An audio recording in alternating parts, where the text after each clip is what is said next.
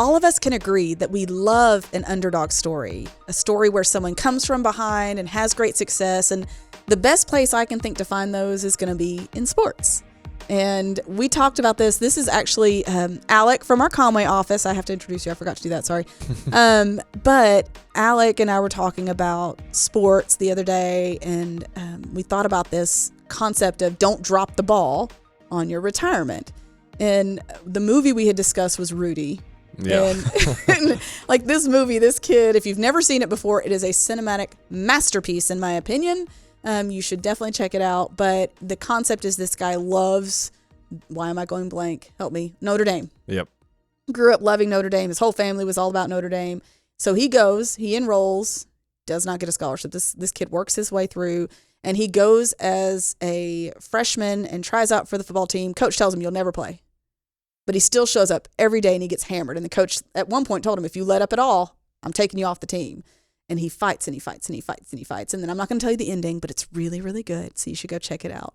But we thought about that and we were like, what about when it comes to like, what has been our favorite, like real life come from behind kind of story, or someone overcoming, sports specific, of course, to stay with the theme here. What's yours? Oh, yeah.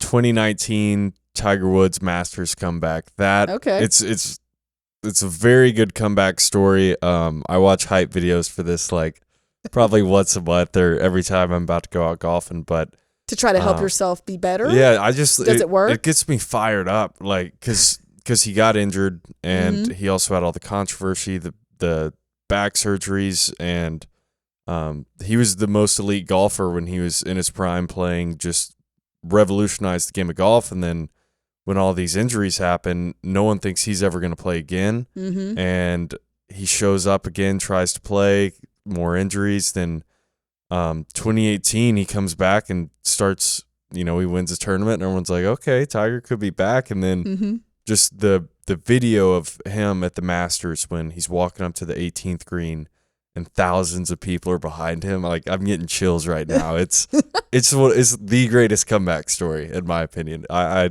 absolutely love that story. Awesome. Well, I grew up in the 90s, so of course we watched the Chicago Bulls just dominating basketball. But also George Foreman, not the Grills. I mean, it's the same dude. It is the Grills. It is the same dude. But back then he was still boxing. Yeah. And he was almost like Rocky when you watched him box. Like he would get hammered and hammered and hammered, and then he would just come out and waylay the person. Yeah. And so you would see him take all of that in and then just come out and barrel into him at some point. I almost wonder if he was just letting them get worn out so that he could wear them out once they were tired. Like he was just going to outlast them. But, when you think of these stories, and especially like your Tiger Woods story, people see that crowd walking behind him and they go, man, that's awesome. What people don't see is what got him there. And that's part of what we're going to talk about here. I think sometimes when it comes to retirement, people don't really want to focus on it until they're in their 50s. And that's not when you should really get started. You've got to start that way back. And think about Tiger. I mean, I think he was born with a golf club in his hand, or they gave it to him maybe 2 weeks after. Yeah, he was known as a golfer on national TV when he was 2 years old. So, really? That young? I was thinking like 5 or 6. That is insane to me. But at the same time, if he hadn't had that opportunity started so young, he wouldn't be the Tiger Woods that you know now. Mm-mm. And that's the way it is with retirement. You've got to get started early. When you think about all the great sports teams, going back to the Chicago Bulls, for instance, if you watch videos, they did a whole docuseries about that time frame and what it was like to be on that team. And Michael Jordan was not what I would consider to be a great teammate when it comes to like kindness, or, he wasn't someone that was just like, hey, buddy, you do you. You're going to be fine. You just keep trying. He was like, get your butt on this court. Let's go. And he wore his teammates out, and he set a tone, and he put hours upon hours. First one in the gym, last one to leave kind of stuff. And there's other players that have done that. But it wasn't just they showed up and they won. Mm-mm. It started way before that. No. Yeah. With Jordan, whenever they lost the season before, it just set a new tone. I recently watched The Last Dance, and I've read like the Phil Jackson books, and the off season is where it's all built. You can't have your plays made, the week before the first game. Like, they are in there in the gym getting reps, working as hard as they can so that when they do get in that big moment and they get into the season, they're ready. They're walking in. They're like, I know the game plan. I know who I can trust. I'm in shape to play. Mm-hmm. And that really goes with retirement. You got to be starting it in the off season. Like, I've got to have a plan early so that when I start stepping into the season, when, maybe you're in your 50s, you've got a game plan, you know what you're doing. And then when that big championship game comes, retirement, you're ready. You know you're there. And I think the key is if you start early, you can build muscle memory. That's what you do in sports. So you do 1,000 reps of something, you build a memory, and your muscles just know what to do. And we see this with our cell phones even. We talked about this recently where your finger will navigate to things without you even really consciously making a decision. And we were talking about it in the context of needing to remove apps from our phone that we felt like were being time suckers. But when it comes to retirement, you start building muscle memory by executing the small things. There was someone who talked about how like making free throws. It's all the little things that go before you swing. It's before that. There's the step, there's the routine, there's the having the right angle. All sports have that. In volleyball, it's, your setter, it's not just about their hands, it's about their feet, their hips, their shoulders. There's all these other things that go into that game IQ, and you have to build muscle memory. When you're talking about your financial journey, you need to build muscle memory in budgeting, in saving, making it a priority to put towards retirement earlier rather than later if you want to truly walk into the big game prepared. And if you feel like, okay, I'm too far into this already, I'm never going to be able to retire. Well, if you start today, you'll be better off than if you wait. So you might as well get started now so you can be more successful than you would be if you just keep delaying. Because let's be real, if you just stop going to the gym, you stop putting in the time, you can't make forward progress. Yeah. Yeah, no, they always, I've heard people say all the time, you just got to get 1% better each day. And it's a huge J curve. And that's the same thing with compound interest. Stay in the market, just let that money grow a little better each day. Same thing with budgeting. You start off, it's not pretty. But you get better and better and better, and it gets to the point where you're very good at it. And so you're right. The more muscle memory, the longer time you're in, the better it is. Like when I think about going back to golf, my golf swing, like I just fix one little thing. It's not going to make me perfect, but I'm a little better, and I'm more in touch with what I need to do. And now I'm not just sitting here hacking a club at a ball. I know if I hit the ball over here, okay, this little thing went wrong, and this little thing went wrong. And you know how to correct those steps. Yeah, and I think that's something important is as you're building that muscle memory in your financial journey, you go, oop, I got out of alignment here. I'm going to fix it. You can identify those and make the changes you need to. Exactly. The next step, getting started early is certainly important. The next step is to stick to the playbook. So they've created the plays. They have these fantastic plays. And who was it, Mike Tyson, who said everybody has a plan until they get punched in the teeth? Yep. So you've got to have a moment, you've got to have a playbook that you can go back to and say, okay, here's my why. And here's what I'm doing. Here's why I'm executing it. And you've got to stick to it.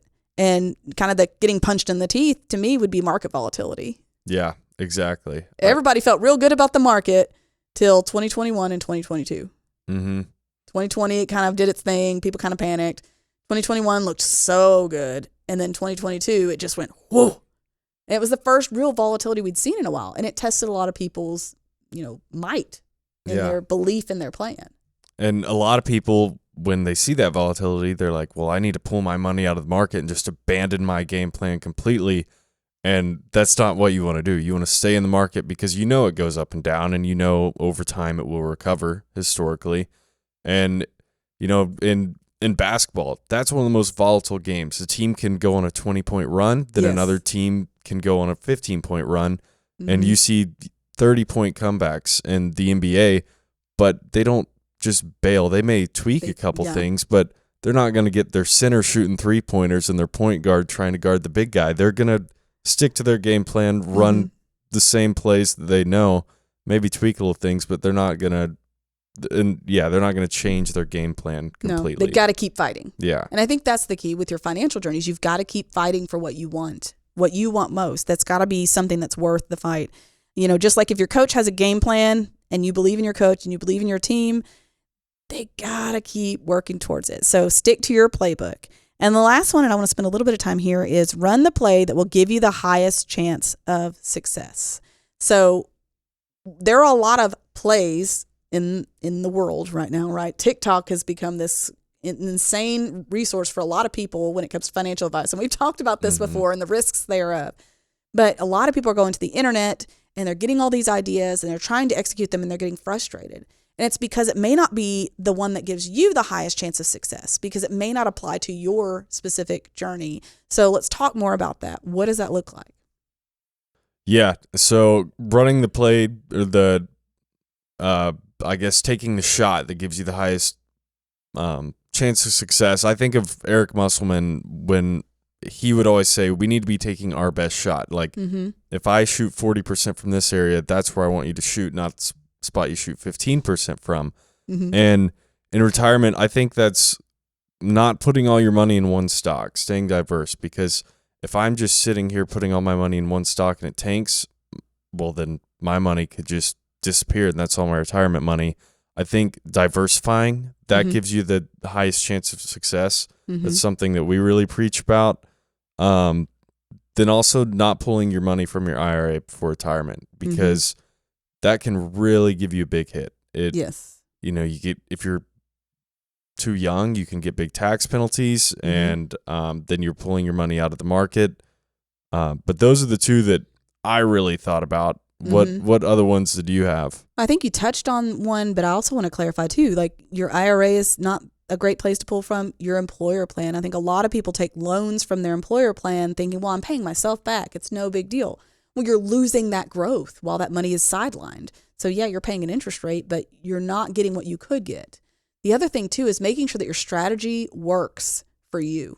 You know, what you and I can tolerate because of our experience in the market is going to be different than someone who maybe is a little bit older, or someone who maybe isn't as comfortable with market volatility. But there are products out there to fit just about anybody. I mean, we've even had some new products that if you're nervous about the market, but you want to chase some return, you've got the opportunity to have a little bit of a buffer in there. You know, there's so much out there. And I think this lends to itself to the importance of having a fully licensed advisor, because the tools available affect their ability to do certain investment types. And, you know, as you're building those muscles, as you're working towards your goal, the market's going to change. So if you don't have a playbook, you got to start with that, right? But you also maybe need to bring in a coach and have somebody that can help you execute it in the most efficient way. Now, I'm going to do our disclaimer because we are who we are. No product guarantees success. Past performance is not indicative of future success. You know, all of those things. We know the market has inherent risks. So anytime you're investing, you got to do it the right way. And part of that may be making sure that you have your emergency fund, not just investing every dollar you have, which was the challenge we had in 2020. People were calling me like, hey, can I invest? Do you have your emergency fund? You know, because we don't want to use it the wrong way. You know, if we get in the wrong vehicle, it doesn't matter. If we're going the wrong direction, it doesn't matter that we're driving. We got to go where we need to go. So making sure that you have a high opportunity to succeed by using those tools and having the right coaching. Because there's a lot of bad actors out there that I have heard and seen. We've had accounts transfer that were like, what was that person thinking? It's not often, but it does happen. Yeah. Well, that kind of brings me into my closing remarks, my 2 cents. I think you kind of teed me up for it as well. No pun intended. But the pun was definitely intended. Alec always intends the pun. But thinking of like Michael Jordan, when he first got into the league, he was one of the greatest players. Nobody denied that, but he wasn't winning rings. And it was because it was all Jordan. He was doing everything himself. But when he started passing the ball to Pippen and some of the other guys, that's when they really got that elite level and did the 2-3-peats. And I think that's really important for your financial journey and building a plan. You can't do it all alone. And if you can, that's great, but you are in the minority. Yeah, you're in the minority. You got teammates, you got resources, you know, dish the ball out and get the plan going. We're a great teammate. We could be a really good Pippen. Well, and I would say we all love a Hail Mary win in sports. But the reality is you're not likely to get a Hail Mary win investing. The chances of you being able to time the market perfectly to just be successful in the short term and really stick to it because of the recency bias that'll affect you are really low. So start building your playbook. Start looking for efficiencies, whether it be auto draft on contributions, using your employer plans. Those opportunities that you do have, maximize them so that you don't have to try to throw a Hail Mary and hit it hard in your 50s, but that you can just kind of work your way into that and enjoy what comes later. Well, that's it for us today, guys. Thank you so much for joining us on Talking Sense. We hope you've enjoyed our sports analogies, or at least they've been tolerable. We'll catch you next week for some more content on what you don't know about money. Thanks for listening to Talking Sense. And if you like what you hear, make sure and subscribe to the podcast to get all the newest episodes. The Gym Wealth team is available to you 24/7 at info@getreadyforthefuture.com or by calling our offices at 866-653-PLAN. That's 866-653-7526. And while we like to have fun here, we're also financial advisors, and that means disclosures. You should personally consult a financial advisor before making any investment, and no strategy can assure success. Securities offered through LPL Financial, member FINRA SIPC. Investment advice offered through Independent Advisor Alliance. Independent Advisor Alliance and Gym Wealth Financial Advisors are separate entities from LPL Financial.